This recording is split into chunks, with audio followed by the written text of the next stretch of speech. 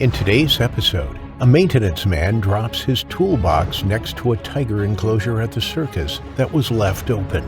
Kneeling down with his back turned to the cage, two tigers creep towards him ready to pounce. Hit that like button and subscribe right now.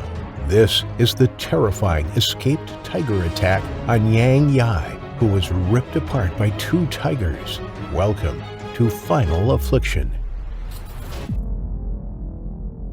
The Suzhou Circus has been held at the tourist park in Sichuan County, China for decades. It is a popular attraction for tourists and the Chinese alike. The place is filled with acrobats performing amazing feats, rides, food, arcade games, and more events than anyone could fit into a single day. But on this day, the circus was closed off from the public. The staff were still reeling from a terrible loss earlier that week. One of their most experienced trapeze artists, Sun, and her husband, Zhang, were performing one of their daring stunts in front of a crowd of hundreds of people when Sun fell to her death. The whole ordeal was caught by the many cell phones that were recording the spectacular feats of the circus. Zhang was now with his relatives, arranging his wife's funeral, while his colleagues at the circus mourned their beloved friend's death. To say that the staff were on edge would be an understatement. Not only were they all in the throes of despair, but many of them had witnessed the incident themselves, and there was more than one member of the team dealing with trauma from the experience.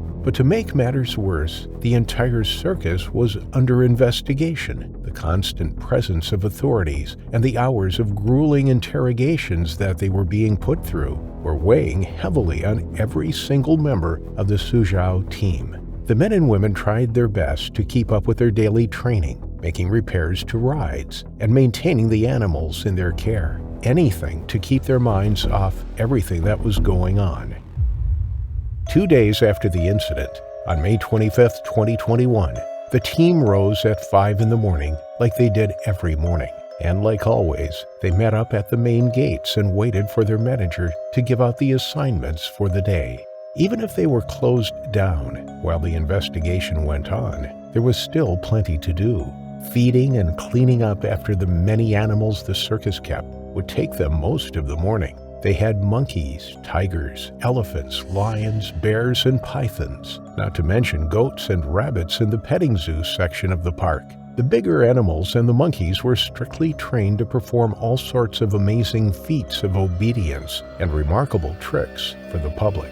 And even the reptiles had their own exhibitions. Not only were the animals all hungry, but their cages and holdings all needed maintenance, so the team was split in two. The first group would go in to feed and water every creature, followed by a second team with their toolboxes, who would then proceed to start oiling the hinges, relining the fences, and servicing any other part of the holdings that the animals were kept in. The second group would be able to move more freely once the carnivores were properly fed.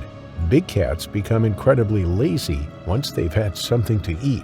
And even though they were all well trained and their handlers kept close by at all times, these were still wild animals, and they could be unpredictable even under the best of circumstances. Starting with the petting zoo, they moved along slowly, each animal getting bigger and bigger as they moved deeper into the park. After the petting zoo, the heavy wire gate was pulled shut behind the team, carrying wheelbarrows full of meat and feed bags. Every section of the park had this safety precaution in place. In the event that an animal did manage to slip past a handler, at least they'd be contained in the square dedicated to their holdings. Next were the buildings that held the glass tanks with snakes and lizards. After them were the monkeys and African bucks. Then came the lions, and after them came the bears. The two last members of the animal performers were the Siberian tigers and, finally, the elephants.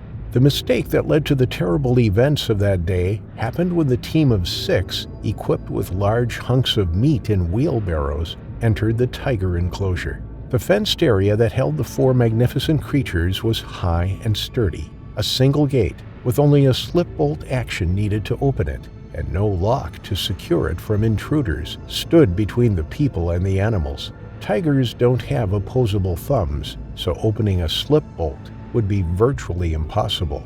Two members of the team opened the gate and started tossing the chunks of goat meat onto the grassy floor of the cage, which measured almost 10 meters in circumference. The cats did not excitedly run to the food like the other animals did. Instead, they watched the group intently, waiting for them to leave before they went forward to eat. The big cats are observant, much more so than humans give them credit for. Two of the creatures noticed that the last man to leave was not looking down at his hands when he pulled the bolt shut. The metallic bar missed the hole by a few centimeters and instead pulled out into empty air. The gate looked shut to the distracted keepers, but just a small gust of wind would be enough to swing it wide open. Two of the predators went forward to eat their share of their food, but the other two, who had noticed the crew's mistake, remained laying in the grass where they were. They knew from years of habit and schedule that the humans would go to the elephants next, only to return a few minutes later. After they passed, the tigers would be left alone for the rest of the morning, and sure enough, 6 men and women walked back past them less than 10 minutes later. When the 6 staff members were finally done feeding every animal all the way to the end of the massive property, the maintenance team arrived. As the felines moved toward the gate, the bravest of the two, a 4-year-old male, started to nervously sniff at the gate, but he backed off when the separating gate a few feet away swung open and 3 men stepped in, carrying their toolboxes and cans of lubricating oil. Momentarily confused about this break in the usual schedule, the two stepped back and took in the scene before they decided to act. The men paid the tigers no mind. They were heading toward the elephants at the back. Yang Yai, a 51-year-old man who had been working for the circus for over 20 years, was one of the 3 men that walked in that fateful day. He carried a toolbox in one hand, and he was lighting a cigarette with the other. He was fumbling to get his lighter back in his pocket as he was walking when he dropped the case. His tools spread across the cobblestoned walkway, and he swore loudly. His colleagues laughed good-naturedly at his blunder, and he waved them away, telling them that he'd catch up once he got all of his tools picked up. Meanwhile, the 2 tigers were watching the scene intently. They saw the 2 men walk through the next gate, leaving one behind. The man was bent over, his back facing the felines. The brave male inched forward, reaching out its paw. The gate swung open smoothly and silently at its touch. Yang did not hear a thing behind him as he puffed on his cigarette. He threw the fallen tools back into the case with so many clangs and bangs that he wouldn't have heard the gate, even if it did let out a warning squeak.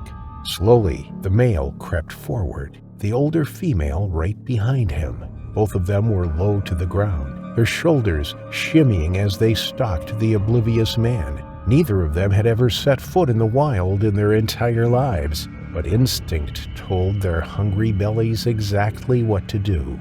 They came closer and closer. Just then, one of Yang's companions looked over his shoulder, through the gate that separated them from the tiger holding. Immediately, he started screaming at Yang when he saw the stalking cats just a few feet behind him. Yang's head snapped back just as the male leaped through the air, its nails drawn at its mouth open wide. Without missing a beat, Yang whipped the hammer in his hand around. He hit the beast's claws so hard that its entire body was thrown off course. Spinning like some bizarre screeching doll, the animal crashed to the ground. But it barely hit the earth when the female behind it sprang into action herself. She launched herself at Yang, and this time he wasn't as quick as before. Yang was crouched on the ground as the animal landed on him from above. She sank her claws into his skull and shoulder, her teeth biting down right into his face. Now Yang was screaming, wildly swinging the hammer, desperate to hit some part of the ferociously clawing and biting creature. The men behind him were trapped behind the fence. If they dared open the gate, they'd have all 4 tigers on top of them. They called in for help over the radio, screaming so hysterically that the rest of the team could only make out that there were tigers loose. Every inhabitant of the park ran to the enclosure, and the police, who had just arrived for that day's set of interviews, were right behind them with their guns drawn. The situation with Yang had deteriorated drastically in the seconds it took to radio for help. The tiger was still pinned to his face, and the young male had regained its footing. It jumped back into the attack, grabbing hold of one of Yang's flailing legs. In a macabre tug-of-war, the tigers pulled and tore at the screaming man. The female's claws sliced into muscle and flesh, tearing away at the skin on his shoulder. Her other paw wrapped around his forehead, and one of her claws found an eye socket and tore his eyeball clear out of his skull, partially scalping him in the process. That's when Yang blacked out. The combination of blood loss, shock, pain, and pure terror was just too much for his system to deal with. And when his body went limp, the pair of wild animals continued to rip and tear at him with renewed urgency.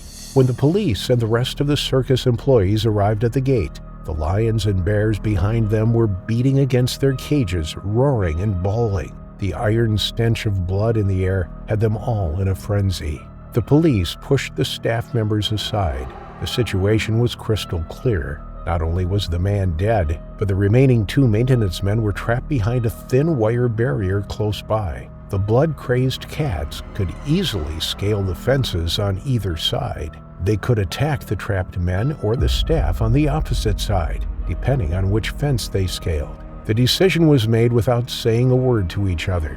The 5 officers raised their weapons, and the sound of gunfire rang through the circus. No fewer than 4 bullets hit the female, while the male took 6 shots. Their bodies flew back from the onslaught of firepower, and in an instant, the 2 approaching beasts behind them fled back into their cage, leaving the attackers and Yang on the cobblestones behind them. While they still had the upper hand, the officers breached the gate and slammed the 2 living tigers shut in their cage. Miraculously, the female tiger was still breathing, twitching horribly where she lay, but an officer quickly put her out of her misery with a single shot to the head. The 2 trapped men were led out, right past the remains of their friend and colleague, and the mortician was brought in to remove both Yang and his attackers. After 2 days within days of each other, the Suzhou Circus and all of its exhibitions were emptied in less than a week. The animals have been rehoused in various reserves and parks across China, and they will never see the circus again.